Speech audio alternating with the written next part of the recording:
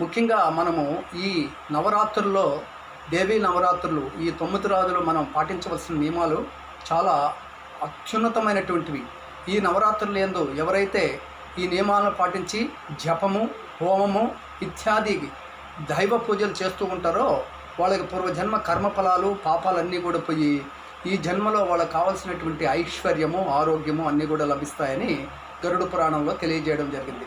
ముఖ్యంగా ఈ నవరాత్రుల యందు పాటించవలసిన నియమాల్లో ప్రధానమైనది మాంసాహారం భుజించకూడదు. ఉల్లిపాయలు, వెల్లుల్లి ఇలాంటి వాటిని కూడా మనం ఈ నవరాత్రుల యందు నిషేధించాలి.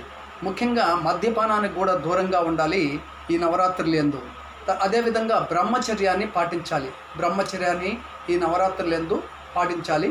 తర్వాత ముఖ్యంగా ఎలాంటి స్థితుల్లోనైనా కూడా ఈ నవరాత్రుల యందు నేలపైన పడుకోవటం చాలా ప్రశస్తమైనది.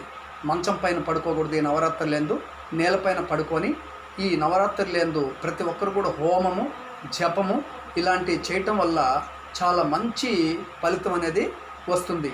ఎవరైతే ఈ నవరాత్రుల యందు దేవీ పూజ చేస్తూ జపము, హోమాలు లేదా ఉపవాసం ఉంటారో ఒక్క రోజు ఉంటే 100 రోజులతో సమానంగా భావించడం జరుగుతుంది.